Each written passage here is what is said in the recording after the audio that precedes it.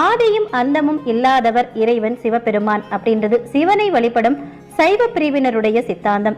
நினைத்தாலே முக்தி தரும் தலமாக திருவண்ணாமலை இருக்குது. திருவண்ணாமலை கோவில் பற்றி பேசும் அனைவருக்குமே முதல்ல ஞாபகத்துக்கு வருவது திருவண்ணாமலை அருணாச்சல மலையில் கார்த்திகை தீப திருநாள் அன்னைக்கு ஏற்றப்படும் கார்த்திகை தீபம். தமிழர்களுடைய முக்கிய திருநாளான கார்த்திகை தீபம் மிகவும் மகத்துவம் வாய்ந்தது. தீப திருநாளான கார்த்திகை தீபத்தன்று தீபத்தோட ஒளியாலே நம்மளுடைய வீடு நிறைந்திருக்கும். மாதங்கள்ல எந்த மாதத்துக்கும் இல்லாத தனிச்சிறப்பு இந்த கார்த்திகை மாதத்துக்கு உண்டு. அதுதான் இந்த தீபத்தோட காரணம். ஏன் பாத்தீங்கன்னா கார்த்திகை மாதத்துல ஏற்றப்படும் தீபத்தில் மகாலட்சுமி தாயார் வாசம் செய்வதா சொல்லப்படுது. அது மட்டும் இல்லாம கார்த்திகை மாதம் சிவபெருமானுக்கும் உகந்ததா சொல்லப்பட்டிருக்கு.